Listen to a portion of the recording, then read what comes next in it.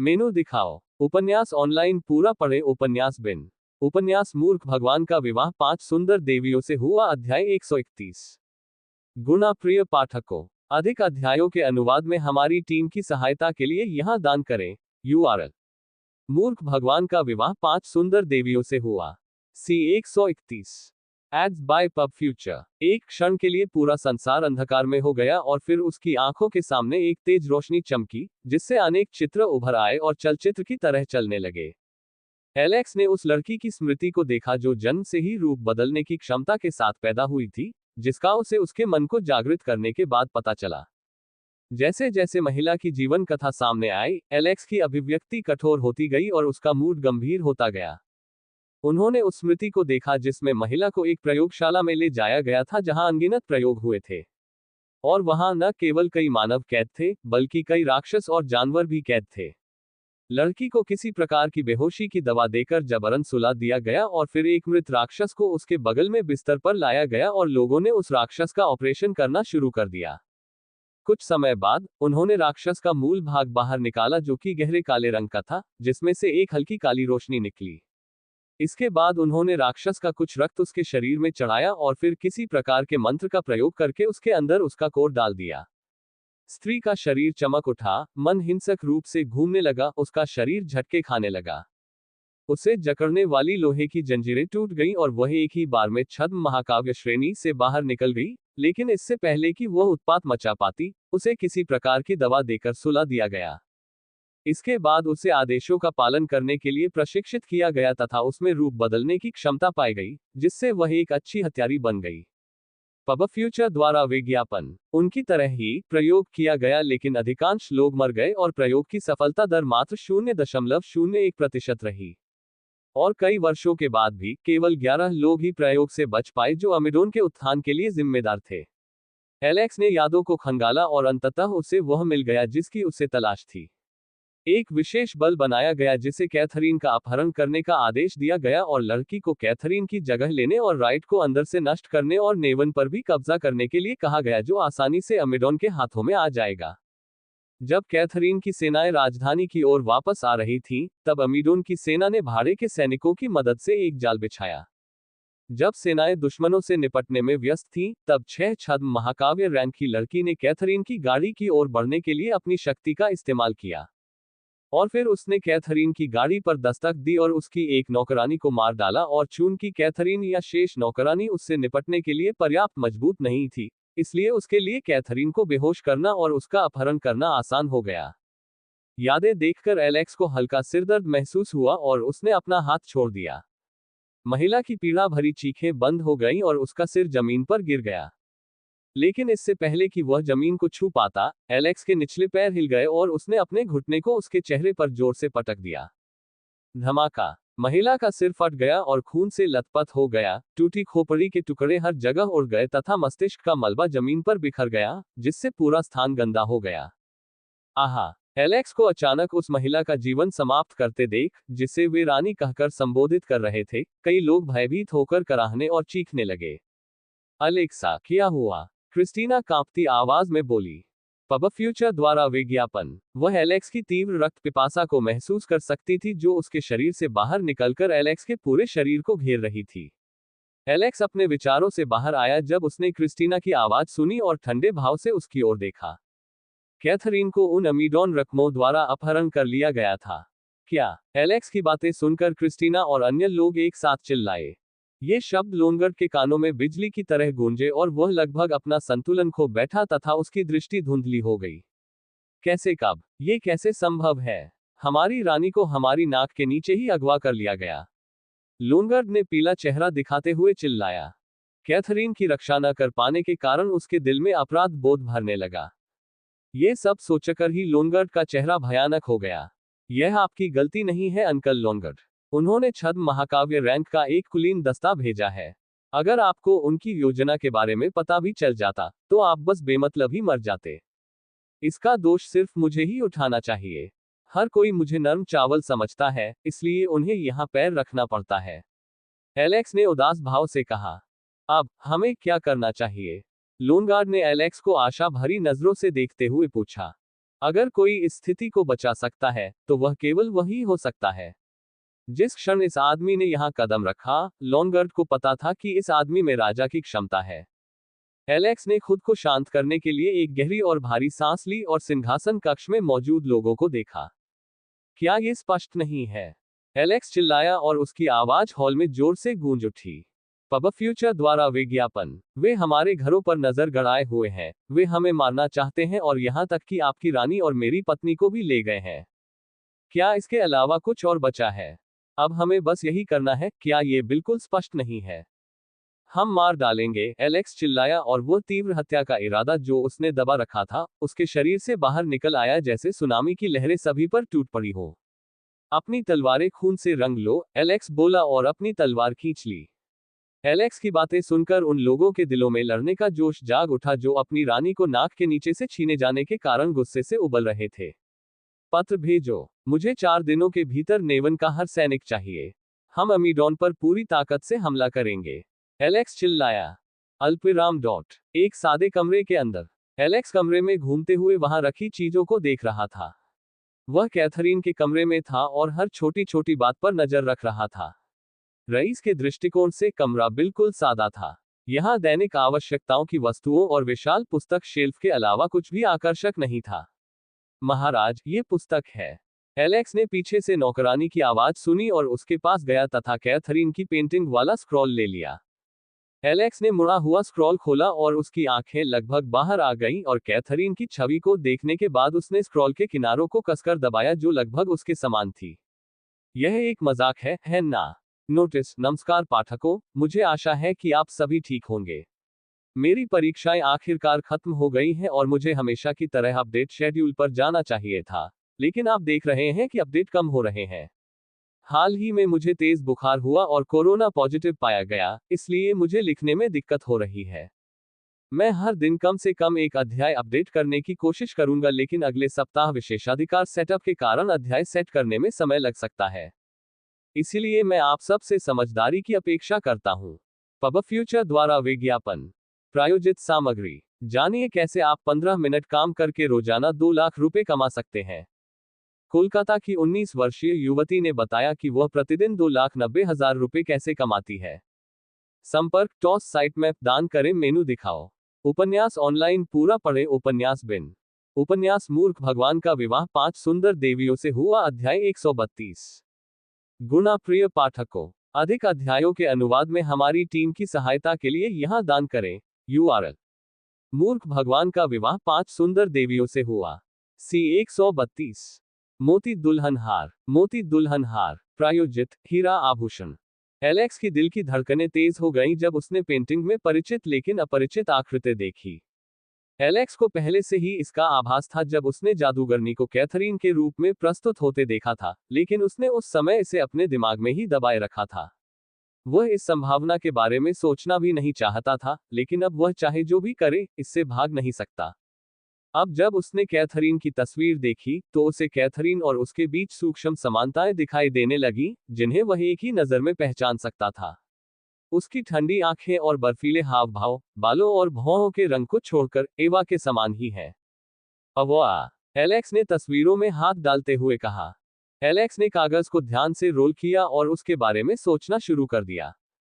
क्या देवी को इसके बारे में पहले से पता था और उन्होंने इसे मुझसे जानबूझकर छुपाया था? एलेक्स ने अपना माथा रगड़ते हुए कहा।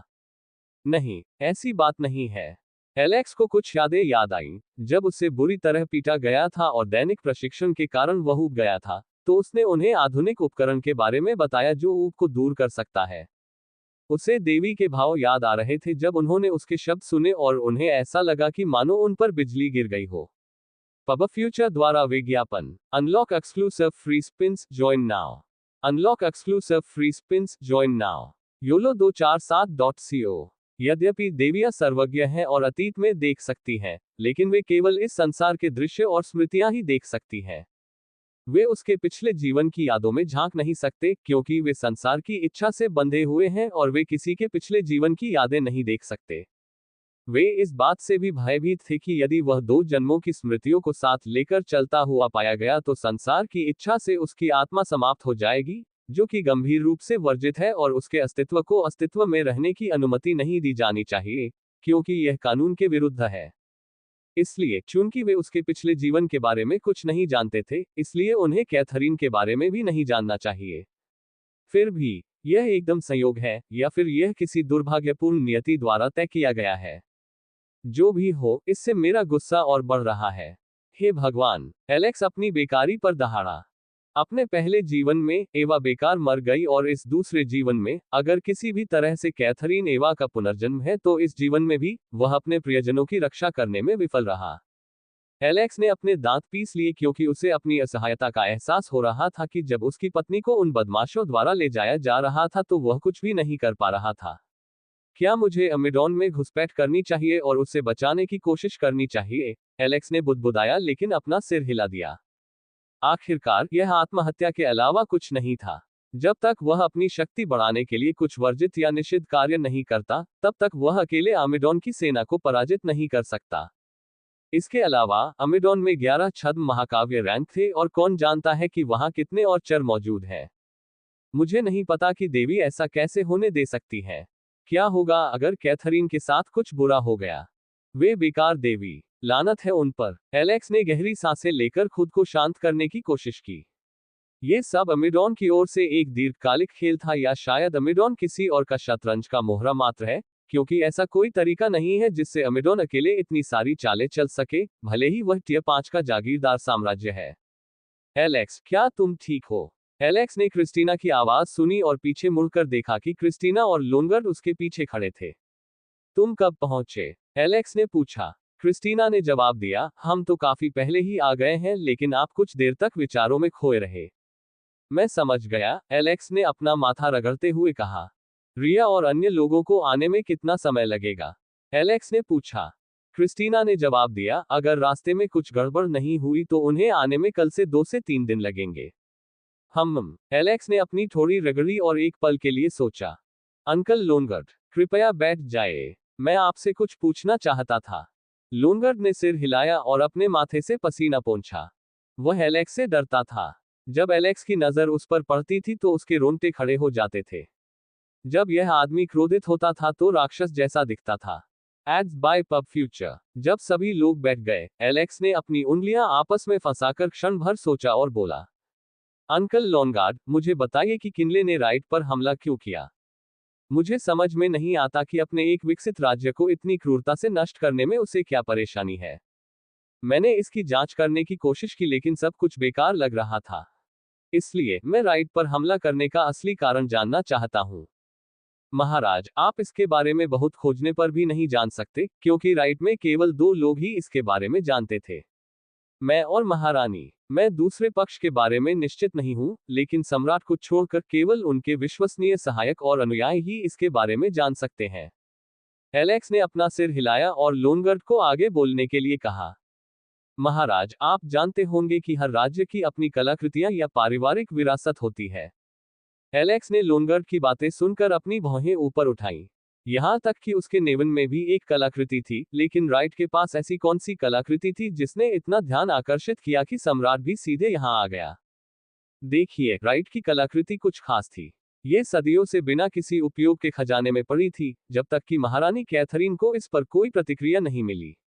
ओह, कैथरीन ही एकमात्र थी जो इसे सक्रिय कर सकती थी। एलेक्स ने अपनी ठुड्डी रगड़ते हुए कहा। देखिए, हमारे पास जो कलाकृति थी, वह ऐसी नहीं थी जो आम राज्यों में होनी चाहिए।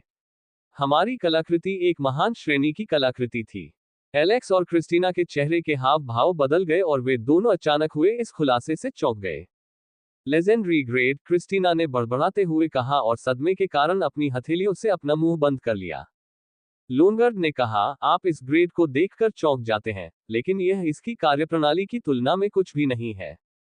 यह एक रक्षात्मक कलाकृति थी जो एक विस्तृत क्षेत्र में ढाल बना सकती थी जिसे मिथिक रैंक से नीचे का कोई भी व्यक्ति नहीं तोड़ सकता था। एलेक्स ने अपनी लार निगल ली और स्तब्ध भाव से विवरण सुनकर अपना माथा पीट लिया। अंकल लोनगर्ड, क्या आप मजाक कर रहे हैं? Ads by PubFuture. संपर्क टॉस साइट मैप दान करें, मेनू दिखाओ। उपन्यास ऑनलाइन पूरा पढ़े। उपन्यास बिन। उपन्यास मूर्ख भगवान का विवाह 5 सुंदर देवियों से हुआ, अध्याय 133। गुणा प्रिय पाठकों, अधिक अध्यायों के अनुवाद में हमारी टीम की सहायता के लिए यहाँ दान करें। URL: मूर्ख भगवान का विवाह 5 सुंदर देवियों से हुआ। C133 ads by PubFuture. Alex पहले से ही बहुत सारे झटके लगने के कारण सुन्न महसूस कर रहा था। पौराणिक स्तर की कलाकृतियां साम्राज्यों के बीच भी युद्ध को जन्म दे सकती हैं, राज्यों के बीच तो बिल्कुल नहीं। इसके अलावा राइट के पास जो कलाकृति थी वह युद्धों और कई अन्य स्थितियों में काफी उपयोगी साबित हो सकती है। ऐसी कलाकृति का होना वास्तव में दोधारी तलवार थी। वह एक बात समझ गया था, ये कलाकृति राइट के लिए विनाश का अग्रदूत थी। आखिरकार कोई भी ऐसी कलाकृति पाने के प्रलोभन का विरोध नहीं कर सकता था। राइट ने खुद का बचाव करने और प्रतिद्वंद्वी को कमजोर करने के लिए ज्यादातर उस आर्टिफैक्ट पर भरोसा किया और फिर जब प्रतिद्वंद्वी का मनोबल सबसे कम हो गया तो उसने जवाबी हमला किया। लॉन्गार्ड ने समझाना शुरू किया, इस कलाकृति के तहत हमने सभी युद्ध जीते जब तक कि सम्राट को इस कलाकृति के बारे में खबर नहीं मिली और उन्होंने हमें इसे सौंपने के लिए नहीं कहा और बातचीत की कोई संभावना नहीं थी। महारानी कैथरीन ने हठपूर्वक प्रतिरोध किया और सम्राट की मांग के अनुसार झुकने से इनकार कर दिया, इसलिए सम्राट ने हमें नीचे गिराने और बलपूर्वक कलाकृति छीनने के लिए छोटी सहयोगी सेनाएं भेजी। यह एक क्रूर युद्ध था जिसे हम बुरी तरह हार गए और इससे राइट को भारी झटका लगा, जो महामहिम के नेतृत्व में काफी अच्छी तरह आगे बढ़ा था। एलेक्स ने लॉन्गार्ड की बातें सुनकर आह भरी और सोचा कि क्या कैथरीन ने सम्राट की मांग को अस्वीकार करके सही काम किया। हालांकि वह समझते थे कि यह पारिवारिक विरासत है और वह भी इसे देने में अनिच्छुक होंगे, लेकिन शक्ति के आगे कोई और कर भी क्या सकता था। ये कड़वा सच था। उसके बाद आप मुझसे बेहतर जानते होंगे कि चीजें कैसे सामने आईं। Ads by PubFuture. तुम्हारा क्या मतलब है कि मैं जानता हूं? मैं कुछ जानता हूं। कैथरीन, मेरी शादी इस मोड़ पर कैसे आ गई? एलेक्स ने मन ही मन बुदबुदाया, ये समझ पाने में असमर्थ। उन्होंने उन लोगों की अफवाहों पर ध्यान नहीं दिया जो कहते थे कि सम्राट ने कैथरीन का विवाह उसे अपमानित करने के लिए उनसे कराया था। आखिरकार इसके पीछे कोई तर्क नहीं था। एलेक्स ने अपना सिर हिलाया और एक पल के लिए गहरे विचारों में डूब गया क्योंकि वह अपने अगले कदम के बारे में सोच रहा था। क्या हमारे पास मैना क्रिस्टल है? एलेक्स ने लॉन्गार्ड से पूछा। हाँ, हमारे पास कुछ है, लेकिन क्यों? मैं तुम्हारे लिए एक अनुष्ठान करने जा रहा हूं, एलेक्स ने गंभीर भाव से कहा। अल्पविराम अल्पविराम डॉट डॉट। एक बड़े कमरे में एलेक्स का इंतजार करते हुए कई लोग खड़े थे। कमरे के मध्य में मैना क्रिस्टल का एक ढेर था जो राज्य के भंडार में था, साथ ही राक्षसों का खून भी था जिसमें शिष्य से लेकर मास्टर रैंक तक के राक्षसों का शिकार किया गया था। एक तीखी आवाज के साथ दरवाजा खुला और एलेक्स अंदर आया, उसके बाद क्रिस्टीना भी अंदर आई। Tap tap tap. एलेक्स धीरे धीरे एक व्यक्ति की ओर चला जो अपना चेहरा नीचे किए एक तरफ खड़ा था।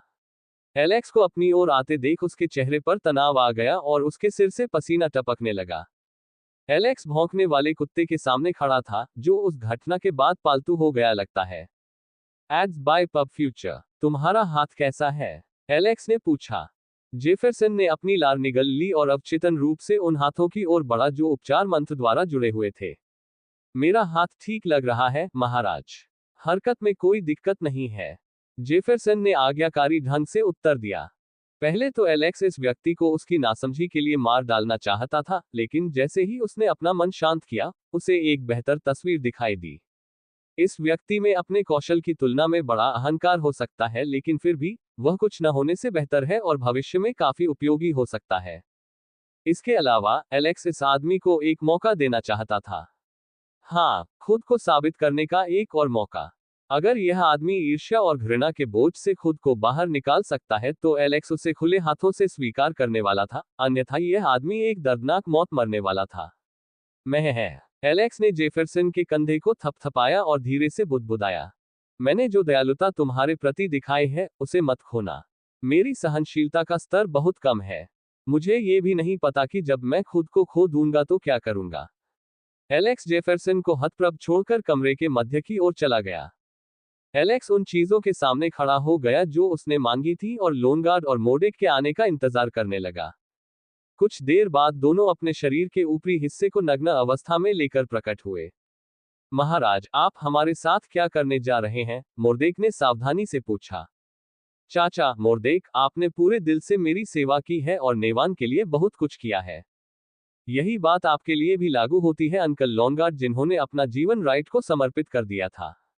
ऐसी स्थिति में मैं तुम दोनों को एक उपहार दूंगा। Ads by PubFuture. क्या उपहार? मोर्देक ने उत्सुकता भरे भाव के साथ ये शब्द बोले। मेरी स्वर्गीय मालिश। एलेक्स की बातें सुनकर मोर्देक का पूरा शरीर कांप उठा। हे प्रभु, आप मेरे साथ ऐसा क्यों कर रहे हैं?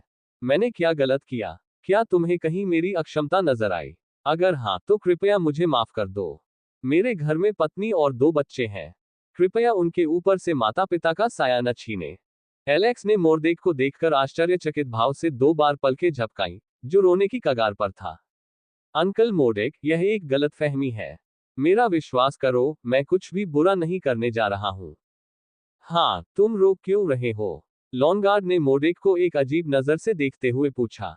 ये कमीना। मोर्देक ने बड़बड़ाया और लॉनगार्ड को सब कुछ समझाया।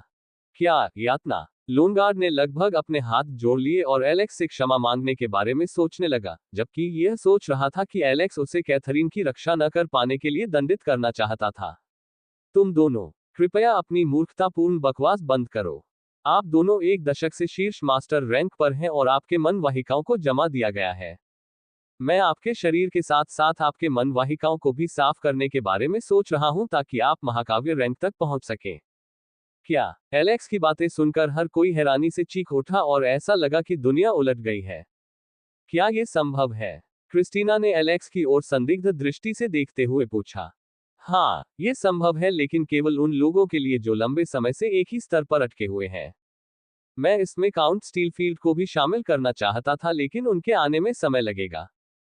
तो इस बीच मैंने तुम दोनों के साथ आगे बढ़ने का फैसला किया, एलेक्स ने बड़बड़ाया। अब जल्दी से यहाँ आओ, एलेक्स ने मोर्देक और लोनगार्ड को घूरते हुए चिल्लाया, जो अपनी कल्पनाओं में डूबे हुए लग रहे थे। Ads by PubFuture. संपर्क टॉस साइट मैप दान करें मेनू दिखाओ। उपन्यास ऑनलाइन पूरा पढ़े। उपन्यास बिन। उपन्यास मूर्ख भगवान का विवाह 5 सुंदर देवियों से हुआ अध्याय 134। गुणा प्रिय पाठकों, अधिक अध्यायों के अनुवाद में हमारी टीम की सहायता के लिए यहाँ दान करें। URL। मूर्ख भगवान का विवाह 5 सुंदर देवियों से हुआ। C 134। Ads by PubFuture. Alex ने राक्षसों और जानवरों से एकत्र किए गए खून को देखा। सबसे पहले उन्होंने सामग्री का विश्लेषण किया और फिर उसे उचित अनुपात में एक कंटेनर में मिलाया। इसे अच्छी तरह से मिलाने के बाद उसने अपनी उंगली में खून पिया और खून का उपयोग करके एक भव्य जादुई चक्र बनाया। जैसे जैसे समय बीतता गया, खून सूखने लगा और फर्श पर अनेक छोटे छोटे वचन अंकित हो गए। एक विशाल जादुई घेरे के अंदर एलेक्स ने 3 परस्पर जुड़े हुए जादुई घेरे बनाए। इसके बाद उसने मन क्रिस्टल को वृत्तों के किनारों पर रख दिया और जैसे ही उसने सभी क्रिस्टल को निर्दिष्ट स्थान पर रख दिया, तो सूखे वृत्त के रक्त के रंग के किनारे मन क्रिस्टल के स्पर्श से हल्के से चमकने लगे। अब तुम दोनों यहाँ बैठ जाओ, एलेक्स ने लोनगार्ड और मोर्देक को आदेश देते हुए बड़े घेरे के अंदर 2 छोटे घेरों की ओर इशारा किया। जैसे ही दोनों ने अपना स्थान ग्रहण किया, एलेक्स एक घेरे में बैठ गया और अपनी हथेली उन दोनों की पीठ पर रख दी। क्या तुम तैयार हो? एलेक्स ने भारी आवाज में पूछा। एलेक्स की बातें सुनकर दोनों ने सिर हिलाया, लेकिन एलेक्स ने अनुष्ठान शुरू करने से पहले ही धीरे से कुछ कहा, जिससे दोनों अचंभित रह गए। धक्के के लिए तैयार हो जाए। पब फ्यूचर द्वारा विज्ञापन। इन शब्दों के साथ ही जादुई घेरे से सफेद चमक निकलने लगी और उस पर रखे क्रिस्टल कंपन करने लगे। एलेक्स ने मंत्र का जाप किया और अचानक उसके अंदर मान का प्रवाह होने लगा और क्रिस्टलों से मान उसके शरीर में आने लगा। एलेक्स ने अपने दांत पीस लिए क्योंकि उसे अचानक से मन के प्रवाह के कारण तेज सिरदर्द महसूस हुआ, जिसे उसने धीरे धीरे लोनगार्ड और मोर्देक के शरीर में प्रवाहित कर दिया था। होस्ट, क्या आप इस बारे में निश्चित हैं? आप खुद को थका देंगे और कुछ दिनों के लिए बेहोश भी हो सकते हैं क्योंकि यह जादू आपके शरीर पर बहुत बुरा असर डालने वाला है। एलेक्स ने सिस्टम की चेतावनी सुनी, लेकिन उसने इसे अनदेखा करने का फैसला किया। आखिरकार, चाहे जो भी हो, उसे यह करना ही था। आखिरकार, एमेडॉन के पास कई एपिक रैंक थे और वर्तमान में एलेक्स ही एकमात्र ऐसा व्यक्ति था जो उन्हें हरा सकता था। लड़कियों की तरह झगड़ना बंद करो, तुम जादू बिगाड़ दोगे, एलेक्स ने गुस्से से कहा और अपने हाथ में पकड़ी चीजों पर ध्यान केंद्रित किया। घेरे से तेज हवा का झोंका निकलने लगा, जबकि मोर्देक और लोनगार्ड को अपने शरीर में तेज दर्द महसूस हुआ। उन्हें ऐसा महसूस हुआ जैसे उनके शरीर के अंदर तेज लहरें टूट रही हों और अचानक मन के प्रवाह से उनकी रक्त वाहिकाएं फट गई हो। उनकी वाहिकाएं, जो वर्षों से अशुद्धियों के कारण जमी हुई थीं, मन के प्रवेश के साथ लयबद्ध रूप से फैलने और सिकुड़ने लगी। उनकी त्वचा से एक गहरे भूरे रंग का पदार्थ निकला जिससे बहुत बुरी गंध आ रही थी। इस गंदे और घृणित आदेश को सूंघकर सभी ने अपनी नाक बंद कर ली। आखिर ये बला है क्या? ये घिनौना है। वहां मौजूद सभी सैनिक धीरे से बुदबुदाए क्योंकि वे एलेक्स को परेशान नहीं करना चाहते थे, वरना कौन जानता है कि वह उन पर तलवार लटका सकता है। पब फ्यूचर द्वारा विज्ञापन। इस प्रक्रिया से गुजर रहे मोडेक और लोनगर तीव्र दर्द के कारण चीखना चाहते थे, लेकिन उनके गले से आवाज नहीं निकल रही थी।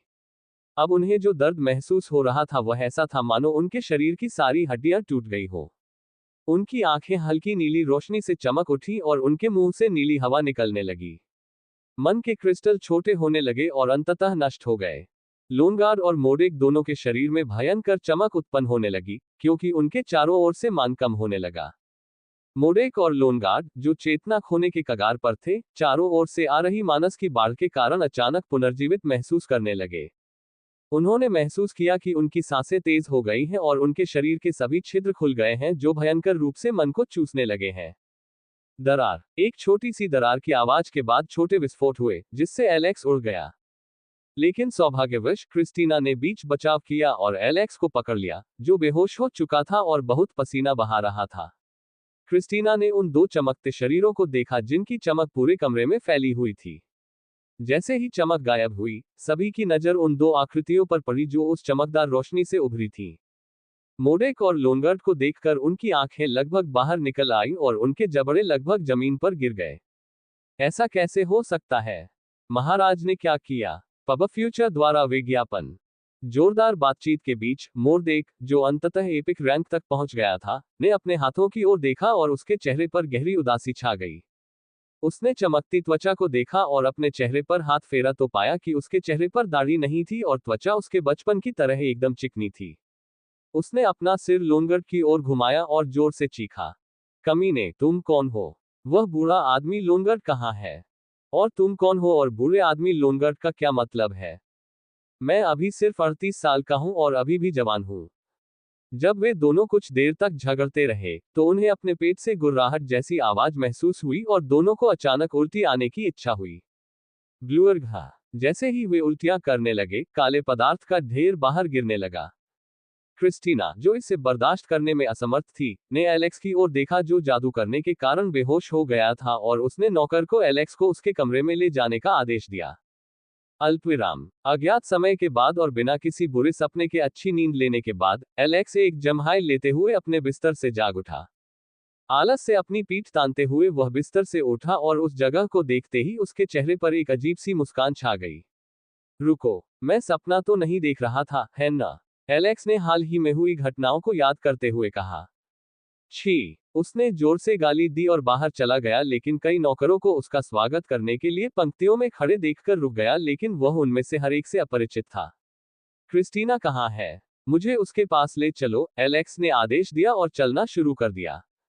महाराज, लेडी क्रिस्टीना चली गई है। हाँ। एलेक्स वहीं रुक गया और पीछे मुड़कर नौकर की ओर देखा और पूछा, वह कहाँ गई? वह युद्ध के लिए निकल गई थी। नौकर ने एलेक्स को दिल का दौरा देते हुए उत्तर दिया। पब फ्यूचर द्वारा विज्ञापन। प्रायोजित सामग्री। जानिए कैसे आप 15 मिनट काम करके रोजाना 2 लाख रुपए कमा सकते हैं। कोलकाता में 28 वर्षीय महिला करोड़पति बन गई। संपर्क टॉस साइट में दान करें, मेनू दिखाओ। उपन्यास ऑनलाइन पूरा पढ़े। उपन्यास बिन। उपन्यास मूर्ख भगवान का विवाह 5 सुंदर देवियों से हुआ। अध्याय 135। मूर्ख भगवान का विवाह 5 सुंदर देवियों से हुआ। सी 135। पब फ्यूचर द्वारा विज्ञापन। नौकरानी की बातें सुनकर एलेक्स को ऐसा लगा जैसे पूरी दुनिया उसके चारों ओर घूम रही हो। वह अभी झपकी लेकर उठा ही था कि युद्ध शुरू हो गया। यहां पर क्या हो रहा था? क्या एमिडन ने इतनी जल्दी युद्ध शुरू कर दिया? एलेक्स ने भ्रमित भाव से मन ही मन बुदबुदाया। युद्ध कब शुरू हुआ? नहीं, उससे पहले मुझे बताओ कि मैं कितने दिनों तक बेहोश था। 1 दिन या उससे ज्यादा? एलेक्स ने घबराए हुए भाव से पूछा। महाराज, आप 2.5 दिन से बेहोश हैं। नौकरानी ने धीरे से सिर हिलाकर जवाब दिया, लेकिन जैसे ही उसने अपना सिर उठाया, एलेक्स के मृत चेहरे को देखकर वह थोड़ा पीछे हट गई। मैं 2.5 दिन से बेहोश हूं, एलेक्स ने अविश्वास के साथ कहा और यह सोचकर दोषी महसूस किया कि उसने सोते समय सब कुछ क्रिस्टीना को सौंप दिया था। जब मैं सो रहा था तो क्रिस्टीना गहरे दबाव में थी और उससे योजनाओं को आगे बढ़ाने के लिए मेरी जगह लेनी पड़ी। मैं बेवकूफ हूँ। बकवास। एलेक्स ने अपनी मुट्ठी कसकर बंद करते हुए कहा। होस्ट, यही कारण है कि मैंने आपको वह जादू करने से मना किया है। हालांकि आपको भी उस जादू से लाभ हुआ है और आप मिड मास्टर रैंक तक पहुंच गए हैं, लेकिन मुझे नहीं लगता कि इस तरह की स्थिति में ये सार्थक था। नहीं, यह जरूरी था क्योंकि दूसरी तरफ कई एपिक रैंक है। उसके पास कुछ कार्ड होने चाहिए। एलेक्स ने सिस्टम की झल्लाहट को दूर किया और नौकरानी की ओर देखा और पूछा, नेवन की सेनाओं के बारे में क्या? क्या वे आ गए? महामहिम, लेडी क्रिस्टीना 2 दिन पहले ही यहाँ से चली गई थी और नेवन की सेनाएं यहाँ आने के बजाय सीधे अग्रिम मोर्चे की ओर चली गईं। और बेन नाम का एक व्यक्ति था जो कुछ चीजों की जानकारी लेकर यहाँ आया था लेकिन विवरण देने के बाद चला गया। और वहाँ एक शेर भी है जिसे वह व्यक्ति लाया था। पब फ्यूचर द्वारा विज्ञापन। एलेक्स ने अपनी भौहें उठाई और लियो को बुलाया, जबकि वह नक्शा खोलने के लिए कमरे की ओर चला गया।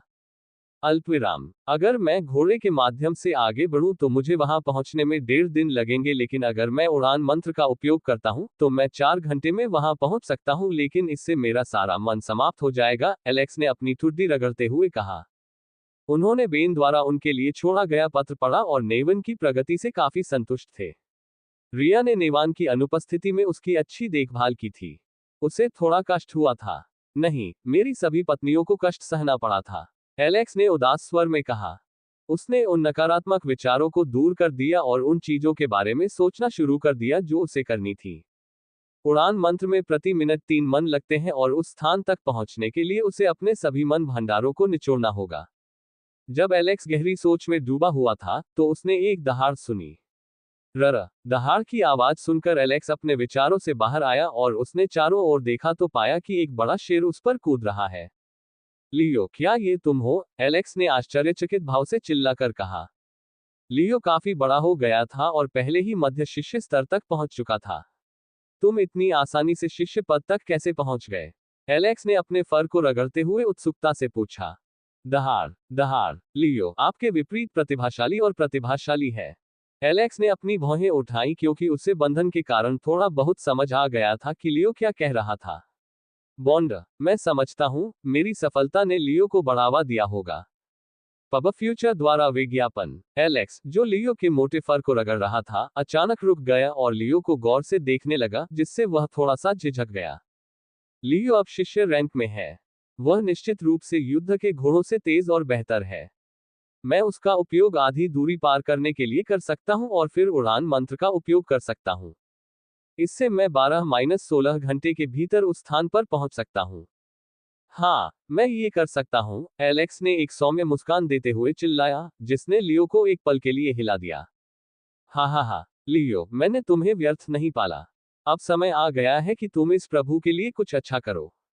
अल्पविराम अल्पविराम अल्पविराम डॉट। एलेक्स ने युद्ध के मैदान की अग्रिम पंक्ति से अपनी यात्रा शुरू की। आकाश का विशाल नीला भाग सूखी और झुलसी हुई धरती से उठने वाले एक काले बादल से दूषित हो गया था।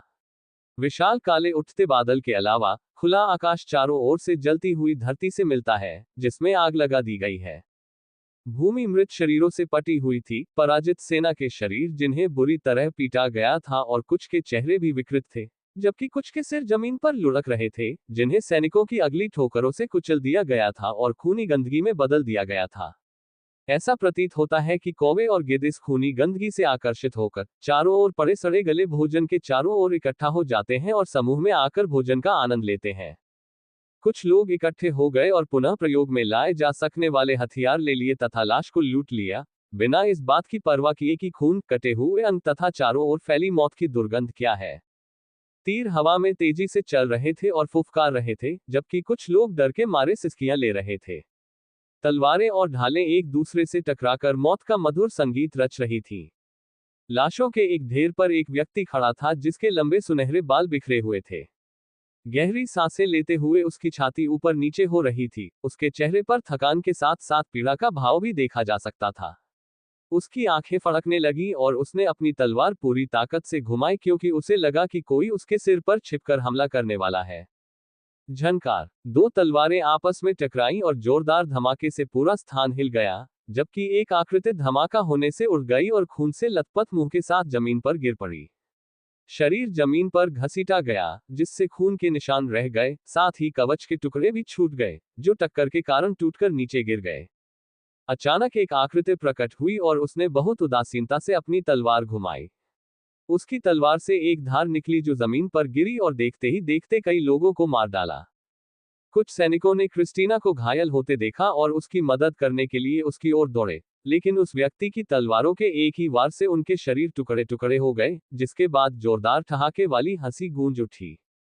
मैंने लेडी क्रिस्टीना की वीरता के बारे में बहुत कुछ सुना है, लेकिन ये बहुत ज्यादा नहीं लग रहा था। ऐसा लग रहा था कि सब कुछ अफवाह थी जिसे बनाया गया था, आदमी ने अपने चेहरे पर बड़ी मुस्कान के साथ कहा। कांपते पैरों से उठते हुए क्रिस्टीना ने अपने होठों से खून पोंछा और उस आकृति को देखा जिसने उसे एक ही झटके में उड़ा दिया था। क्रिस्टीना की अभिव्यक्ति कठोर हो गई जब उसने उस आकृति को देखा जिसकी ताकत महाकाव्य रैंक के आसपास लग रही थी, लेकिन साथ ही वह महाकाव्य रैंक में नहीं थी। छद्म महाकाव्य रैंक, क्रिस्टीना ने धीरे से कहा जब उसे एलेक्स के शब्द याद आए। मोडेक और लोनगार्ड दोनों ही पूर्व और पश्चिम की ओर की देखभाल कर रहे थे, जहां अमेडोन के महाकाव्य रैंक के योद्धा दिखाई दे रहे थे, लेकिन अब यहां एक और योद्धा सामने आ गया। लेडी क्रिस्टीना, आपको इस तरह से दुखी देखकर मेरे दिल और आत्मा को ठेस पहुंचती है। एक खूबसूरत महिला को युद्ध के मैदान में नहीं होना चाहिए। महिलाओं को घर पर रहकर घर की देखभाल करनी चाहिए, बच्चे पैदा करने चाहिए और पुरुषों की सेवा करनी चाहिए। युद्ध का मैदान मनुष्य के लिए है, जबकि तुम्हारे जैसे सुंदर फूलों को इसमें भाग नहीं लेना चाहिए। हंसी मजाक वाले शब्द सुनकर उसके मन में एक खास आदमी की छवि उभरी, जो उसकी जांच करने वाले अन्य लोगों के विपरीत उसकी पसंद का सम्मान करता था। यद्यपि उसके साथ बिताया गया समय बहुत कम था, फिर भी वह समय काफी शांतिपूर्ण और हृदयस्पर्शी था। ऐसी संकीर्ण सोच वाले व्यक्ति की बातें सुनकर उसका खून खौलने लगा। क्रिस्टीना ने दृढ़ संकल्प और शीतलता से भरी आंखों से दुश्मन की ओर अपना ब्लेड तानते हुए कहा। अधिकांश महिलाएं परिवार का पालन पोषण करने, बड़ी होने, बच्चों को जन्म देने और उनका पालन पोषण करने के साथ साथ घर की देखभाल करने, अपने पति की सेवा करने और एक महिला के कर्तव्यों को निभाने या विधवा होने पर नन बनने, पवित्रता का संदेश फैलाने और नैतिकता का उपदेश देने के लिए पैदा होती हैं। लेकिन कुछ ऐसी भी होती हैं जो अलग तरह से पैदा होती हैं, और जब ऐसी महिलाओं को फूल की तरह जीवन जीने के बजाय कठोर जीवन का सामना करने के लिए आग में डाल दिया जाता है, तो वे तीव्र दबाव में टूटती नहीं हैं, बल्कि वे कठोर और तीखी धार वाले हथियार बन जाती हैं। अफरा-तफरी की उस विशेष सुबह में मुझे अंततः ये पता चला कि अपने जीवन के एक बड़े हिस्से के लिए लोगों द्वारा बहिष्कृत किए जाने के बावजूद, मैं एक महिला थी जो लड़ने के लिए पैदा हुई थी। जैसा कि उन्होंने कहा था, मैं एक फूल था जो मृतकों के शरीर और लाल नदी के बीच पूरी तरह से खिलने के लिए किस्मत में था। क्रिस्टीना के चेहरे पर एक ऐसी मुस्कान खिली थी जो किसी को भी पिघला सकती थी, यहां तक कि उन लोगों को भी जो रॉक के दिल में थे, और युद्ध के मैदान में उन सभी को चुप करा दिया जो महिलाओं को नीची नजर से देखते थे। आज मैं तुम्हें सिखाऊंगी कि महिलाएं कितनी उग्र होती हैं। पब फ्यूचर द्वारा विज्ञापन। संपर्क टॉस साइट मैप दान करें मेनू दिखाओ। उपन्यास ऑनलाइन पूरा पढ़े। उपन्यास बिन। उपन्यास मूर्ख भगवान का विवाह 5 सुंदर देवियों से हुआ। अध्याय 136। मूर्ख भगवान का विवाह 5 सुंदर देवियों से हुआ। सी 136। पब फ्यूचर द्वारा विज्ञापन। इस बार युद्ध का आह्वान राइट की ओर से था और क्रिस्टीना ने पहले हमला करने का निर्णय लिया। उन्हें अग्रिम मोर्चे से भारी हलचल की रिपोर्ट मिली और पता चला कि अमेडोन अपनी सेना एकत्र कर रहा है। पक्ष विपक्ष को तौलने के बाद उसने मौका भुनाने का फैसला किया और पहले हमला किया तथा अमेडोन की सेना को इकट्ठा होने से पहले ही कुचल दिया। चूंकि यह उसका निर्णय था, इसलिए उसे युद्ध में अपनी भूमिका निभानी थी और यथाशीघ्र दूसरे को पराजित करने का प्रयास करना था। लेकिन कौन जानता था कि अमेडोन पहले ही छद्म महाकाव्य रैंक भेज चुका होगा। एलेक्स जादू के कारण बेहोश हो गया और जब वह होश में आया तो वह निश्चित रूप से यहां भागकर आने वाला था। क्रिस्टीना एलेक्स के यहां पहुंचने से पहले ही काम जल्दी से खत्म करना चाहती थी। पिछले कुछ दिनों से वह एलेक्स को लेकर बहुत चिंतित थी। ऐसा लग सकता है कि ऐसा नहीं है, लेकिन एलेक्स अपने अंदर के दर्द को रोकने की कोशिश कर रहा था। वे खोखली, बेजान आंखें मानो उसकी आत्मा चूस ली गई हो, सचमुच सिहरन पैदा कर देती थी। इसके अलावा, बाध्यकारी अनुबंध के कारण कोई भी दूसरे पक्ष की भावना को महसूस कर सकता था यदि वह चरम पर पहुंच गई हो, और चूंकि वह एलेक्स के काफी करीब थी, वह उसके दिल में अकेलेपन को महसूस कर सकती थी जो अनकही दुख और पीड़ा से भरा था। पब फ्यूचर द्वारा विज्ञापन। क्रिस्टीना के दृढ़ भाव से वह आदमी थोड़ा पीछे हट गया। क्रिस्टीना की बातें सुनकर उस आदमी के चेहरे पर गुस्सा आ गया। उसने यह नहीं सोचा कि क्रिस्टीना न केवल उसके शब्दों से डरी हुई है, बल्कि उसके सामने एक एपिक रैंक के योद्धा को देखकर भी वह एक कदम पीछे नहीं हटी। क्या तुम चाहते हो कि मैं तुम्हारे लिए ताली बजाऊं?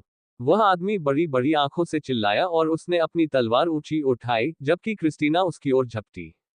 उसने क्रिस्टीना के अनाड़ी प्रहार को रोकने के लिए अपना हाथ उठाया, लेकिन क्रिस्टीना ने अपने आप को उस प्रहार में अपनी सारी घृणा और क्रोध उड़ेलने के लिए मजबूर कर दिया था। आदमी ने आसानी से वार को टाल दिया, लेकिन उसने यही सोचा, क्योंकि इसके तुरंत बाद क्रिस्टीना की तलवार की तीखी धार उसके गले तक पहुंच गई, जिससे एक गहरा घाव हो गया, जो तुरंत सूज गया।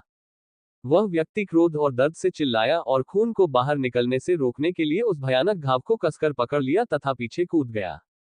वह ये देखकर चौंक गया कि क्रिस्टीना का हमला उसकी सुरक्षा को भेद रहा था, लेकिन जब उसने ध्यान से देखा तो उसने पाया कि क्रिस्टीना से सुनहरी चमक निकल रही थी और उसमें से एक प्रबल मनोबल का विस्फोट हो रहा था, जिससे वह चौंक गया। युद्ध की देवी का आशीर्वाद। उनका आशीर्वाद पाने के लिए पसीने और खून से लथपथ कई शूरवीरों ने खुद को उनका आशीर्वाद पाने में सक्षम साबित करने की कोशिश की, लेकिन केवल मुट्ठी भर लोग ही इसे प्राप्त करने में सक्षम थे। युद्ध की देवी का विशेष गुण विश्वास परिवर्तन था। अन्य देवियों के विपरीत जो आशीर्वाद देने या मजबूत होने के लिए विश्वास की शक्ति का उपयोग करती हैं, युद्ध की देवी दूसरों की सकारात्मक भावना का उपयोग कर सकती हैं और इसका उपयोग अपने हमले को मजबूत करने के लिए कर सकती हैं। अन्य तरीकों के विपरीत, जहां एक शक्ति को अस्थायी रूप से बढ़ाने के कारण प्रतिकूल प्रतिक्रिया होती है, दूसरे के विश्वासों और भावनाओं का उपयोग करने से कोई प्रतिकूल प्रतिक्रिया नहीं होती है।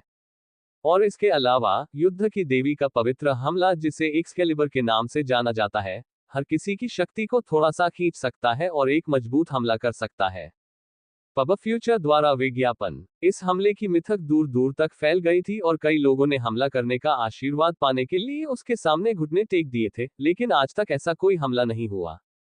कई लोगों ने इसे दोहराने और देवी के आशीर्वाद का उपयोग करके आक्रमण करने का प्रयास किया, लेकिन वे असफल रहे, जबकि क्रिस्टीना, जैसे कि वह शुरू से ही आक्रमण को जानती थी, उसने इसे काफी स्वाभाविक रूप से प्रयोग किया। क्रिस्टियाना ने अपने सैनिकों की ओर देखते हुए अपनी तलवार उठाई। आप सभी अपनी ताकत लगाओ। क्रिस्टीना की आवाज गूंज उठी और पूरे युद्ध क्षेत्र में फैल गई। क्रिस्टीना की बातें सुनकर कई लोग, जो अन्य बलों के साथ मुठभेड़ कर रहे थे, वहीं रुक गए। मेरी ताकत ले लो, लेडी क्रिस्टीना। उस कमीने को कुचल दो। कमांडर, हमें आप पर विश्वास है। जैसे ही सैनिकों ने क्रिस्टीना के आह्वान पर प्रतिक्रिया दी, युद्ध क्षेत्र में जोरदार जयकारे गूंज उठे। जिस किसी ने भी क्रिस्टीना के आह्वान का जवाब दिया, उसकी भावनाओं में तीव्र उबाल आया और उनका खून खौल उठा, जिससे उनका मनोबल बढ़ गया। वे सुनहरे प्रकाश से मंद मंद चमकने लगे और उनके शरीर से प्रकाश के छोटे छोटे कण निकलकर आकाश की ओर तैरने लगे। दृश्य ऐसा लग रहा था मानो युद्ध का मैदान हजारों जुगनुओं से जगमगा उठा हो और चमकती रोशनी जैसे छोटे छोटे गोले क्रिस्टीना की ओर उड़ने लगे हो। क्रिस्टीना के चेहरे पर एक अलौकिक चमक उभरी, जब उसके सुनहरे बाल जुड़े से मुक्त होकर सुनहरे चमक के साथ लहराने लगे। युद्ध भूमि पर फैली सारी रोशनी उसकी तलवार पर संघनित होने लगी और वह चमकने लगी। वाह! सभी ने आश्चर्यचकित भाव से कहा और आसपास हो रही सारी लड़ाइयां क्षण भर के लिए रुक गईं। जिस किसी ने भी उस सुनहरे प्रकाश को देखा, उसमें लड़ाई बंद करने और उसके सामने अपने प्राण न्योछावर करने की इच्छा उत्पन्न हुई। यह एक अवचेतन भावना थी जो किसी के हृदय की गहराई में अंकुरित होती थी। जब तक कोई योद्धा था, उसे प्रकाश की पूजा करनी थी और उसके प्रति सम्मान दिखाना था, जो युद्ध की देवी का एक अंश धारण करती थी, जिसका आशीर्वाद एक अपन को भी, जो चलने में असमर्थ था, एक भयंकर योद्धा में बदल सकता था, जो हजारों लोगों के जीवन का वध करने में सक्षम था। क्रिस्टीना से सुनहरी रोशनी की एक किरण निकली और उसकी आंखें चमकने लगीं।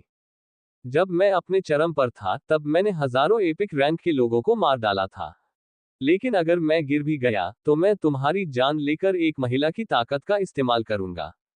यह तुम्हारा अंत है। क्रिस्टीना चिल्लाए और उसने अपनी तलवार उठाए और दुश्मन पर वार किया।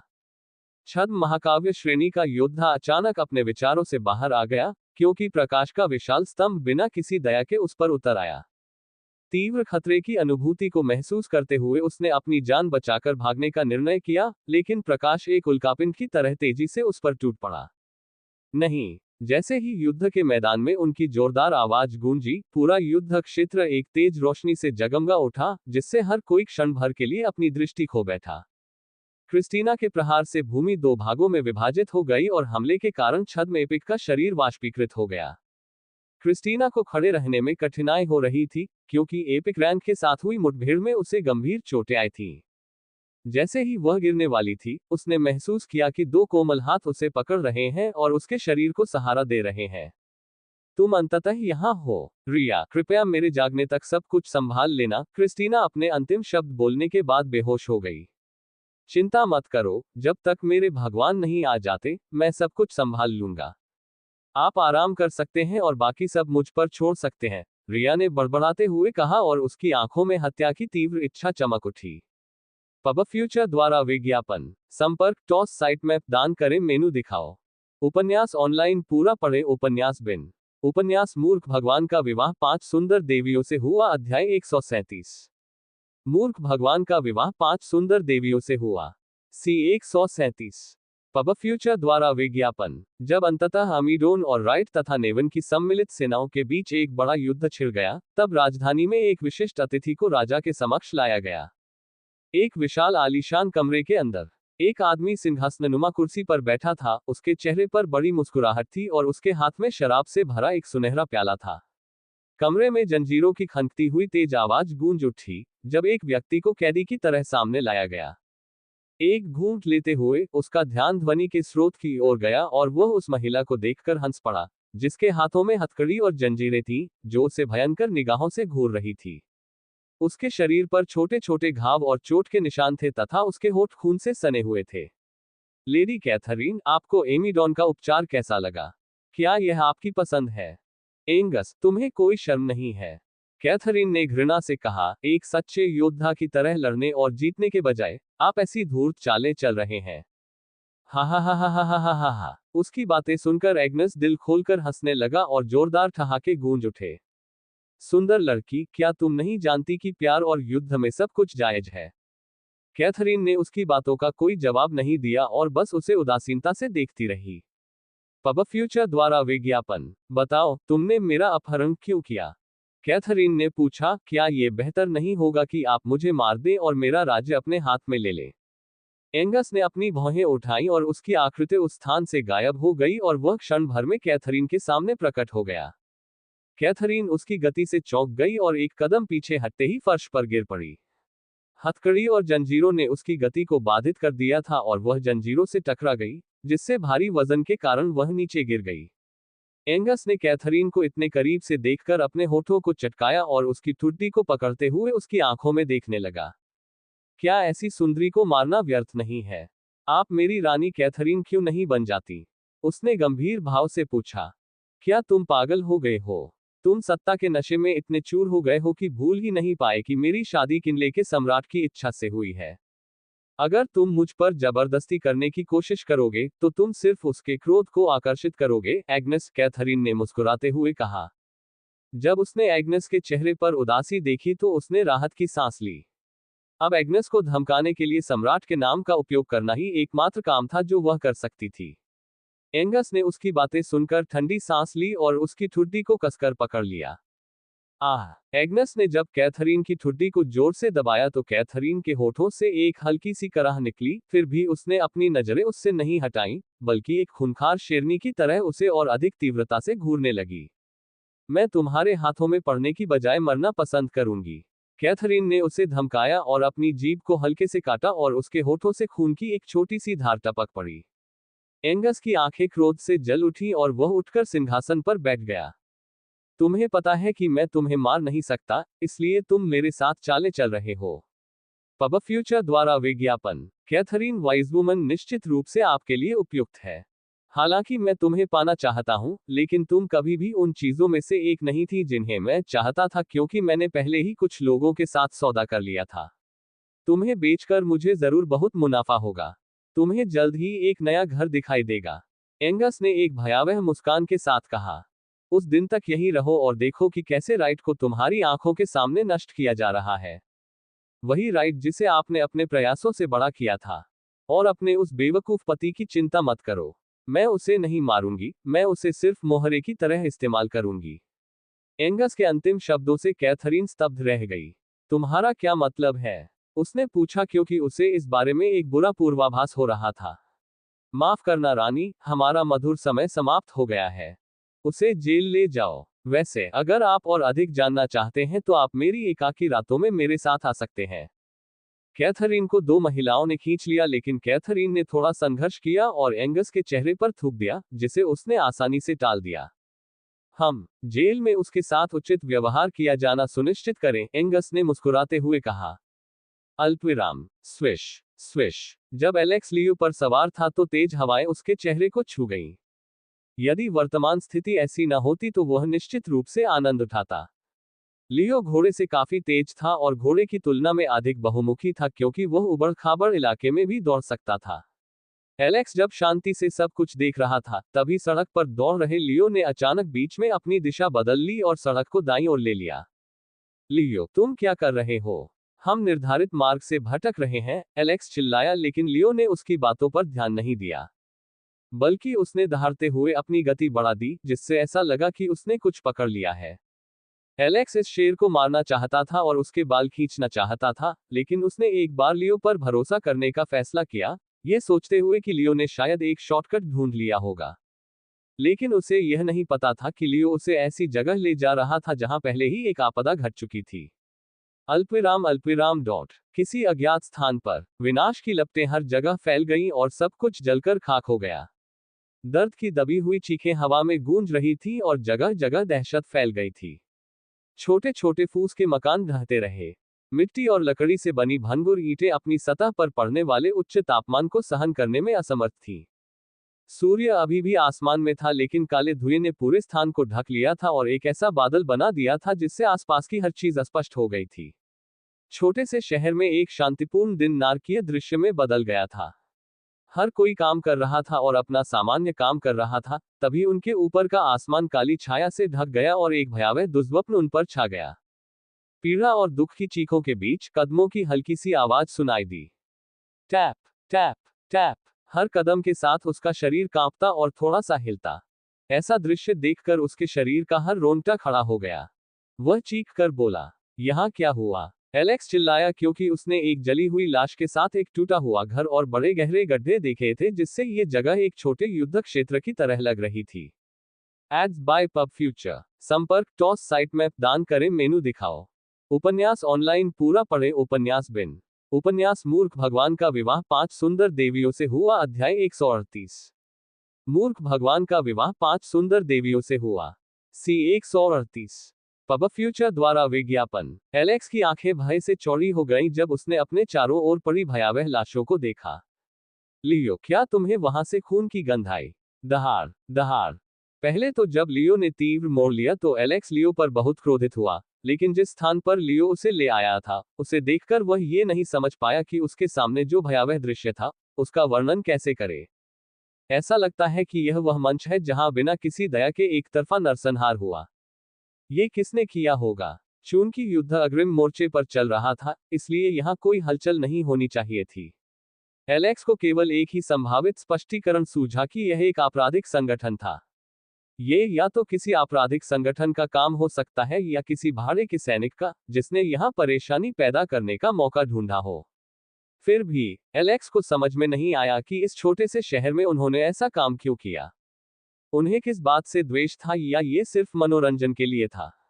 एलेक्स ने अपने मन सेंसर को सक्रिय करते हुए ये देखने के लिए चारों ओर नजर घुमाई कि क्या कोई जीवित है। उसने पाया कि पूरा स्थान लाशों से भरा हुआ था। अपने मन सेंसर के साथ भी उसे एक जीवित प्राणी को खोजने में मुश्किल हुई। चारों ओर टटोलने पर उसे एक छोटा सा टिमटिमाता हुआ बिंदु दिखाई दिया और उसने इधर उधर देखा तो एक महिला खून से लथपथ पड़ी थी।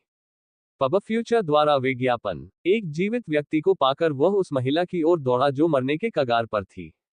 एलेक्स ने उसे ठीक करने की कोशिश में उस पर उपचारात्मक मंत्र डाला, लेकिन जब उसने देखा कि उपचार मंत्र काम नहीं कर रहा है तो उसके हाथ पैर जम गए। उसने पुनः उपचार मंत्र पढ़ने के लिए चिल्लाया, लेकिन कोई फायदा नहीं हुआ। खांसी खांसी। महिला को खून की खांसी हुई, जिससे एलेक्स को होश आया और वह पीड़ा भरे भाव से महिला की ओर देखने लगा। महिला मरने के कगार पर थी और अब केवल संत क्षेत्र से ऊपर का कोई चिकित्सक ही उसे बचा सकता था। यद्यपि एलेक्स की चिकित्सा काफी शक्तिशाली थी, फिर भी अन्य सभी की तरह उसकी भी एक सीमा थी। महिला ने अपने सामने खड़े युवक की ओर देखा जो उसकी मदद करने की कोशिश कर रहा था और उसकी ओर देखते हुए उसने अपने हाथ जोड़े और बोली, युवा योद्धा, कृपया बच्चों को बचाओ। एलेक्स ने अपने हाथ बढ़ाए और उसकी हथेलियां पकड़ ली और पूछा, लेडी, यहाँ क्या हुआ? महिला ने बोलने की कोशिश करते हुए अपने होंठ खोले, हालांकि उसकी दृष्टि धुंधली होने लगी थी। कुछ लोगों के समूह ने हम पर हमला किया और सब कुछ नष्ट कर दिया। उन्होंने हम पर आग की बारिश से हमला किया और शहर में सब कुछ जला दिया, लेकिन उन्होंने बच्चों को नहीं मारा, लेकिन उन्हें ले गए। वे बच्चों को ले गए, एलेक्स ने स्थिति को समझने की कोशिश करते हुए धीरे से कहा। क्या वे दास व्यापारी हैं जिन्होंने बच्चों को दास के रूप में ले लिया? एलेक्स ने सोचा। महिला ने सिर हिलाया और धीरे से बोली, कृपया बच्चों की रक्षा करें। हाँ, मैं करूंगा। पब फ्यूचर द्वारा विज्ञापन। एलेक्स ने अपना भाषण बीच में ही रोक दिया क्योंकि उसने देखा कि महिला अपनी अंतिम सांसें ले रही थी। एलेक्स का गला सूखने लगा और उसने अपनी आंखें बंद कर ली। एलेक्स ने अपने मन सेंसर को सक्रिय किया ताकि वह उन लोगों को ढूंढ सके जो अभी भी जीवित रहने के लिए संघर्ष कर रहे हों, लेकिन वह किसी को नहीं ढूंढ सका। एलेक्स ने खोखली बेजान आंखों से अपने चारों ओर देखा। उसके अंदर एक अजीब सी भावना उमड़ पड़ी, जिससे वह अपने सामने इतने सारे निर्दोष लोगों को मरते देख असहाय महसूस करने लगा। अगर मैं यहां आता तो क्या मैं उन्हें बचा सकता था? एलेक्स ने खुद से पूछा। भले ही यह उसकी गलती हो, लेकिन उसे आत्मचिंतन का समय नहीं मिला क्योंकि वह उस स्थान की ओर देख रहा था जहां हमलावरों का समूह गया होगा। एलेक्स यहाँ के लोगों को उचित तरीके से अंतिम संस्कार देना चाहता था, लेकिन समय की कमी के कारण उसे आगे नहीं बढ़ना पड़ा। लेकिन उनकी अंतरात्मा ने उन्हें इन लोगों को खुले में छोड़ने की इजाजत नहीं दी। गहरी सांस लेते हुए वह डूबते सूरज को देखने लगा। वह जानता था कि युद्ध के मैदान पर उसके पहुंचने में देरी होगी। चलो इन लाशों को जला दें, एलेक्स ने बड़े पैमाने पर आग का जादू डालने के लिए अपना हाथ उठाते हुए कहा। अल्पविराम डॉट डॉट। विशाल मैदानों में एक विशाल किला खड़ा था, जो देखने में सुंदर और भयावह लग रहा था। किले के सामने कई लोग एकत्रित हुए जो तनावपूर्ण भाव से अपने सामने के दृश्य को देख रहे थे। जमीन पर चारों ओर हलचल थी। दर्जनों सशस्त्र योद्धा कहीं से भी आ धमके और दीवारों पर हमला करना शुरू कर दिया। उनके सामने का विशाल मैदान जल रहा था। उस स्थान के आसपास के गांव जल चुके थे तथा आग और धुएं के बड़े बड़े स्तंभ आकाश को ढक रहे थे। किले के प्रभारी व्यक्ति ने यह दृश्य देखा और जब उसने आसमान में धुआं उठते देखा तो उसका दिल दहल गया। उसने अपना हाथ पटक कर चिल्लाया, यहाँ क्या हो रहा है? अधिकांश सेनाएं मुख्य युद्ध क्षेत्र की ओर चली गई थीं और किले में केवल 60 लोग ही बचे थे। और उनमें से अधिकतर लोग जागृत नहीं थे। और ऊपर से किला सीमा पर नहीं था, बल्कि सिर्फ एक सुरक्षा दर्रा था। इसलिए यहाँ सैनिकों की संख्या कम थी, लेकिन कौन जानता था कि यहाँ ऐसी दुर्भाग्यपूर्ण घटना घटेगी। मैं आप सभी को चेतावनी देता हूँ, एक कदम आगे बढ़ो और तुम अपनी जान गंवा दोगे। मैं फिर कहता हूँ, आगे बढ़ो और तुम सबको नीदरलैंड भेज दिया जाएगा। मुखिया ने चिल्लाकर अपने आदमियों को धनुष उठाने का संकेत दिया। लेकिन दुश्मन मानो निडर होकर सीधे उन पर टूट पड़े। जो कोई भी इस स्थान पर आक्रमण करने की कोशिश करे उसे मार डालो। स्थानों के प्रमुख ने चिल्लाकर कहा और सैनिकों ने उसकी आज्ञा का पालन किया और आक्रमणकारियों पर बाणों की वर्षा की गई। तीरों और गुलेलों की बौछार और पत्थरों की बौछार के कारण शत्रुओं ने अपनी ढालें गिरा दी और जो तलवार उन्होंने पकड़ी हुई थी वह भी उनके हाथों से छूट गई। सेना प्रमुख को राहत मिली जब उन्होंने देखा कि पहले दौर के बाद दुश्मन पीछे हटने लगे हैं। खुशिश, क्या ये कमीने हमें भड़काने के लिए यहाँ आए हैं? सरदार ने बुदबुदाया और दुश्मनों के पीछे हटने पर आराम करने के लिए नीचे चला गया। चीफ, हमारे सामने एक समस्या है। मुखिया ने तेज आवाज सुनी और बिना पीछे देखे आदेश दिया। बस इन बदमाशों को गोली मार दो। हम नहीं कर सकते। वापस लौट रहे सरदार ने अचानक अपने कदम रोक लिए और जोर से चिल्लाते हुए वापस आ गए। क्यों? वह अपने आदमी पर चिल्लाया, लेकिन बीच वाक्य में ही रुक गया और अविश्वास से उसका मुंह चौड़ा हो गया। उसके आगे दुश्मनों की जगह कई छोटे बच्चे थे जो किले के दरवाजे की ओर बढ़ रहे थे। पब फ्यूचर द्वारा विज्ञापन। संपर्क टॉस साइट मैप दान करें मेनू दिखाओ। उपन्यास ऑनलाइन पूरा पढ़े। उपन्यास बिन। उपन्यास मूर्ख भगवान का विवाह 5 सुंदर देवियों से हुआ। अध्याय 139।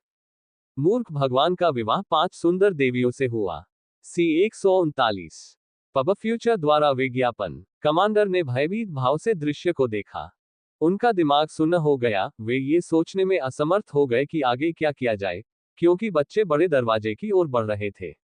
वह अगले कदम के बारे में सोच ही रहा था कि तभी उसने चिल्लाने की आवाजें सुनी और दो व्यक्ति घुटनों के बल गिरकर भीख मांगने लगे। तुम दोनों क्या कर रहे हो?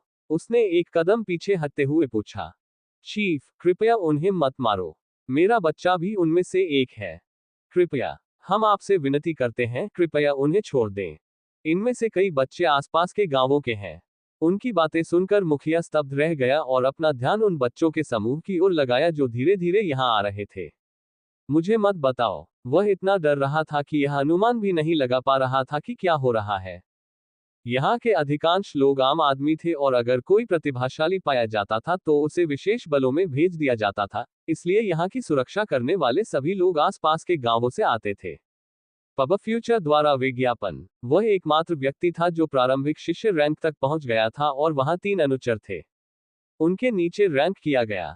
इसके अलावा यहाँ हर कोई अचेत था, इसलिए यह स्वाभाविक था कि उनका परिवार यहाँ आसपास रहा होगा, लेकिन वह ये नहीं समझ पा रहे थे कि ये छोटे बच्चे दुश्मन के आदेशों का पालन क्यों कर रहे थे या कौन दुश्मन था जो ऐसी बुरी रणनीति के साथ सामने आया।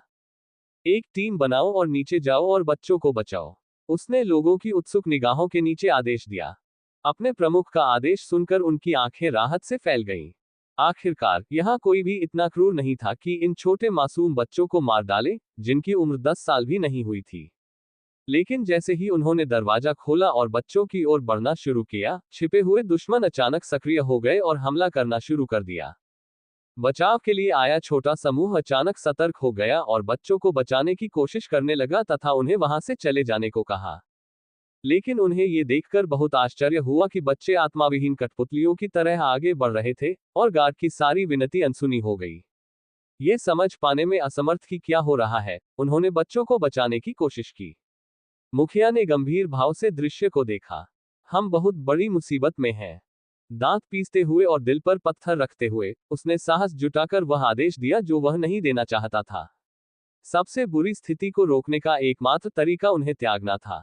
पब फ्यूचर द्वारा विज्ञापन। अपनी आंखें बंद करके और मुट्ठी बांधकर उसने आदेश दिया, द्वार बंद करो। अध्यक्ष। सभी लोग अचंभित भाव से चिल्लाए। मैंने कहा था कि दुश्मन के घुसने से पहले ही दरवाजा बंद कर दो, वह क्रोधित स्वर में चिल्लाया। यद्यपि वह अक्षम्य अपराध कर रहा था, फिर भी उसे ऐसा करना पड़ा, अन्यथा यदि दुश्मन यहां से गुजरता तो अनेक लोग मारे जाते। जैसे ही उनका आदेश आया, भारी मन से पहरेदारों ने गेट बंद कर दिया और एक तरह से उन लोगों के पीछे हटने का रास्ता बंद कर दिया जो बच्चों को बचाने के लिए नीचे उतरे थे। दुश्मनों से लड़ने वालों ने पीछे मुड़कर देखा तो द्वार बंद हो रहे थे, जिससे उनके शरीर क्षण भर के लिए स्तब्ध हो गए और समझ में नहीं आया कि क्या करें। चारों ओर से शत्रुओं से घिरे होने और अब द्वार बंद होने के कारण उन्हें छोड़ना कठिन था। उन्हें अपनी चिंता नहीं थी, बल्कि उन छोटे छोटे दयनीय बच्चों की चिंता थी, जिन्हें जबरदस्ती घसीटकर यहां लाया गया था। केवल भगवान ही जानता है कि यह किस प्रकार का जादू था और ऐसा दुश्मन यहां कैसे आ गया। स्थिति गंभीर होती देख उनमें से एक व्यक्ति चिल्लाया, मैं तब तक टिके रहने की कोशिश करूंगी जब तक आप सभी अधिक से अधिक बच्चों को पकड़कर यहां से भाग नहीं जाते। हाँ, मैं आपसे सहमत हूं। ये बच्चे शक्तिहीन थे और उन पर किसी तरह का जादू था जो उन्हें सिर्फ आगे बढ़ने के लिए मजबूर कर रहा था। अब जब उनका लक्ष्य पूरा हो गया है तो उन्हें हटा दिया जाएगा। एक और चिल्लाया।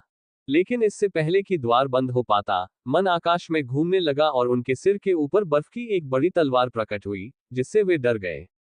हवा में संघनित तलवार की लंबाई 30 मीटर से अधिक थी, जो चमकदार चांदनी में किले पर एक बड़ी छाया बना रही थी। तलवार हिली और उसकी नोक द्वार की ओर मुड़ गई। जिस किसी ने भी ये दृश्य देखा, उनका हृदय भय से फटने लगा, क्योंकि उन्होंने तलवार को धीरे धीरे नीचे आते देखा। किले के बाहर खड़े लोगों ने अपनी गति रोक दी और अचानक अपने सिर के ऊपर एक बड़ी तलवार को आते देख वे भयभीत हो गए। कुछ लोग तो उस शक्तिशाली शक्ति के बारे में सोचकर कांप उठे जो अचानक कहीं से यहां प्रकट हो गई। नहीं, पीछे हटना। जैसे ही उन्होंने तलवारों को अपनी ओर बढ़ते देखा, तो उनमें जंगली चीखें और चीखें गूंजने लगी। स्विश! इससे पहले कि तलवार द्वार को छू पाती, प्रकाश की एक किरण चमकी जो विशाल बर्फ की तलवार के ऊपर से गुजरी। बूम! जैसे ही टॉर्च तलवार के पास से गुजरी, वह अचानक 2 हिस्सों में विभाजित हो गई और फिर बर्फ चटचटाहट के साथ टूटने लगी और पतली हवा में बिखर गई। जमीन पर गिरे पहरेदार इस दृश्य को सदमे और अविश्वास से देखने लगे और सोचने लगे कि आखिर हुआ क्या था। एक छाया दिखाई दी जो तटबंध के ऊपर खड़ी होकर अपने सामने के दृश्य को देख रही थी। उसके शरीर पर कोई कवच नहीं था और उसने साधारण कपड़े पहन रखे थे तथा पीछे एक टोपी पहन रखी थी जिससे वह एक कुलीन व्यक्ति जैसा दिख रहा था। जैसे ही उसने अपना सिर घुमाया, उसकी नजर जंगल की गहराई में एक व्यक्ति पर पड़ी जो एक जादुई छड़ी पकड़े खड़ा था।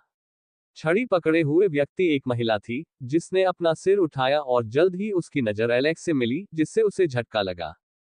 एलेक्स की ओर देखते ही उसके शरीर में कर्ट का एक झटका दौड़ गया जिसने उससे आने वाले संकट के बारे में चेतावनी दी। जाओ और उस आदमी को मार डालो, उसने अपने आदमी को चिल्लाकर कहा और अपनी लाठी हवा में उठा दी। उसकी गति के कारण अप्रत्याशित रूप से आकाश में 10 जादुई वृत्त प्रकट हुए और प्रत्येक जादुई वृत्त से एक तलवार निकलने लगी। पब फ्यूचर द्वारा विज्ञापन संपर्क टॉस साइट मैप दान करें मेनू दिखाओ। उपन्यास ऑनलाइन पूरा पढ़े। उपन्यास बिन उपन्यास मूर्ख भगवान का विवाह 5 सुंदर देवियों से हुआ। अध्याय 140। मूर्ख भगवान का विवाह 5 सुंदर देवियों से हुआ। सी 140। पब फ्यूचर द्वारा विज्ञापन। एलेक्स की आंखें उस जादूगर को देखकर क्रोध से जल उठी जिसने इन छोटे बच्चों पर सम्मोहन मंत्र डाला था। जादूगरनी छद्म महाकाव्य रैंक की योद्धा थी और अपनी कुशलता से अकेले ही कई लोगों का वध कर सकती थी। उनके जैसे जादूगरों का हर जगह सम्मान किया जाता था और कई लोग उनकी पूजा करते थे क्योंकि एक जादूगर समाज के स्तर को ऊपर उठाने में मदद कर सकता है। आपके पास ऐसी प्रतिभा है लेकिन आप इसका इस्तेमाल जनता के लिए करने की बजाय उनके खिलाफ कर रहे हैं। और उसके ऊपर आप नरसंहार करने और ऐसे छोटे मासूम बच्चों को सम्मोहित करने की हिम्मत करते हैं। कुतिया, क्या तुम्हें शर्म नहीं है? एलेक्स ने दीवार पर खड़े होकर पूरी ताकत से चिल्लाया, लेकिन उसके शब्द पूरे स्थान पर जोर से और स्पष्ट रूप से गूंजे और उस महिला के कानों तक पहुंचे जिसने बिना किसी परिवर्तन के एलेक्स को देखा। मैंने तुम्हारे जैसे कई कुत्तों को जोर जोर से भौंकते देखा है। वह वहां आए आदमी की ओर देखते हुए व्यंग्यात्मक लहजे में बोली। उस व्यक्ति ने कोई कवच नहीं पहना था और केवल सादा कपड़ा पहना था, जिसमें सुनहरे किनारे वाली शर्ट और पैंट थी, जिससे ऐसा लग रहा था कि वह अभी अभी सोकर आया है। उसने मूर्ख को हटा दिया और बर्फ की तलवार को नियंत्रित करने और उसे एलेक्स तक भेजने के लिए अपना डंडा लहराया। एलेक्स को अपनी ओर आती विशाल तलवारें देखकर कोई परेशानी नहीं हुई और उसने अपना दाहिना पैर उठाया और गहरी सांस ली। उसका दाहिना पैर नीली चमक के साथ चमकने लगा। अपना बायां पैर दबाते हुए वह आगे कूद गया। टकराना। एलेक्स के लात के झटके से उसके नीचे की टाइलें टूट गईं और आसपास की दीवारें हिल गईं।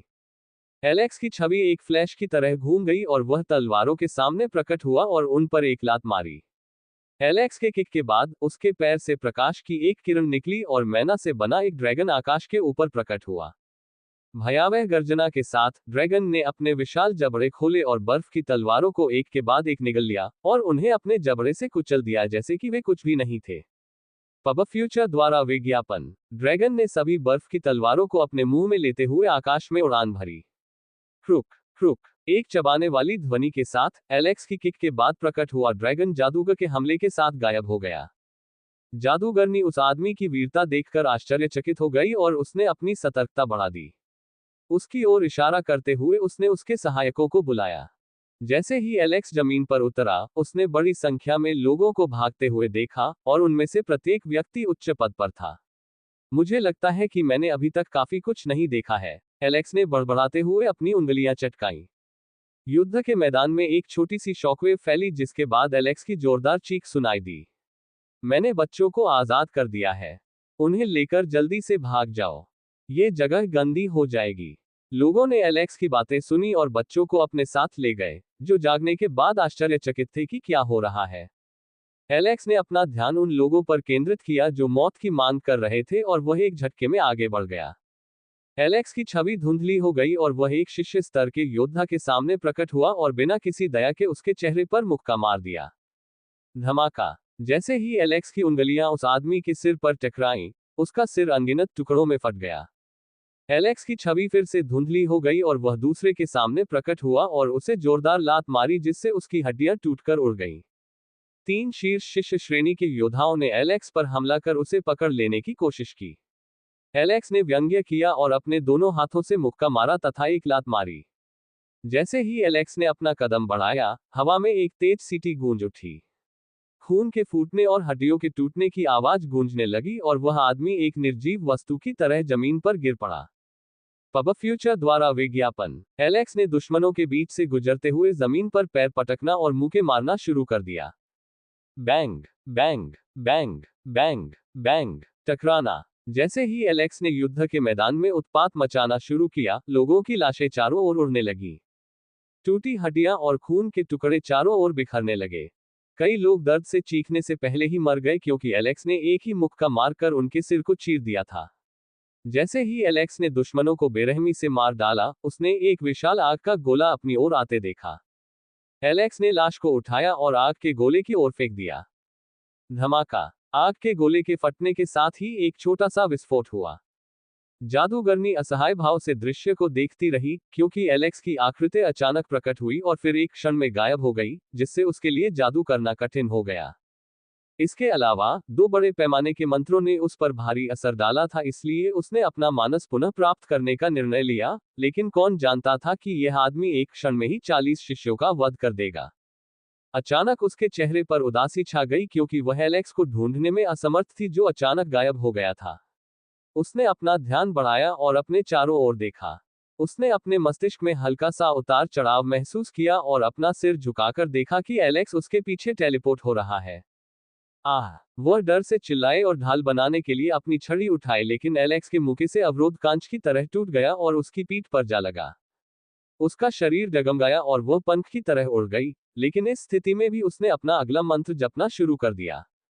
उसके पास एक छोटा सा जादुई चक्र प्रकट हुआ, लेकिन इससे पहले कि वह उसे पूरी तरह से घुमा पाती, एलेक्स का हाथ उसके सामने आ गया और उसने उसका चेहरा पकड़ लिया और चिल्लाया।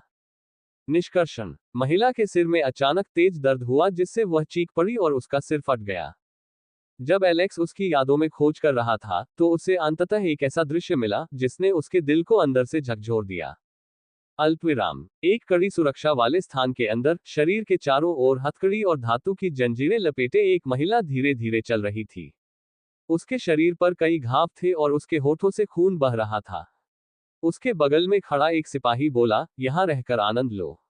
आखिरकार, जल्द ही तुम्हें सौदेबाजी के लिए बेचा जाएगा। उससे पहले, अगर तुम्हारी कोई इच्छा है, तो तुम्हें राजा के लिए एक नौकरानी के रूप में काम करना चाहिए। आखिरकार, अब तुम्हारे पास यही एक पद बचा है। उसके शब्दों के साथ ही वहां जोरदार हंसी गूंजने लगी और एलेक्स की दृष्टि अंधकार में हो गई। अल्पविराम अल्पविराम डॉट डॉट। बिना किसी दहाड़ के, लियो अंततः उस स्थान पर पहुंच गया जहां एलेक्स उसे पीछे छोड़कर उड़ गया था। उस स्थान पर पहुंचकर उसने देखा कि एलेक्स मूर्ति की तरह खड़ा था। एक जिज्ञासु अभिव्यक्ति के साथ, वह एलेक्स की ओर एक कदम बढ़ा, लेकिन वह अचानक रुक गया जब उसने देखा कि एलेक्स से हत्या की तीव्र मंशा निकल रही है। उसका शरीर भय से कांप उठा और वह पीछे हट गया क्योंकि एलेक्स ने अचानक अपना सिर आकाश की ओर उठाया और अपनी आंखें बंद कर ली। लेकिन जैसे ही उसने अपनी आंखें खोली, उसकी पूरी आंख काली हो गई थी। केवल दो लाल पुतलियां बची थीं, जो भयंकर रूप से चमकने लगी और उसके शरीर से हड्डियों को कंपा देने वाली हत्या की भावना निकलने लगी, जिससे आकाश भी लाल हो गया। अल्पविराम अल्पविराम अल्पविराम। Boom boom boom. आग की तेज लपटें निकली जिससे उस स्थान के आसपास का अंधेरा दूर हो गया। एक ऐसा स्थान जहां समय की अवधारणा मायने नहीं रखती थी, वह स्थान जो अनंत काल से अस्तित्व में था और जो चारों ओर से आग के गड्ढों से भरा हुआ था। लावा और मैग्मा से भरे उस ज्वलंत स्थान के मध्य में एक विशाल राजसी महल खड़ा था जो आग से जलता हुआ प्रतीत हो रहा था। उसके अंदर एक काला सिंहासन था जिससे चारों ओर आग की लपटें निकल रही थी।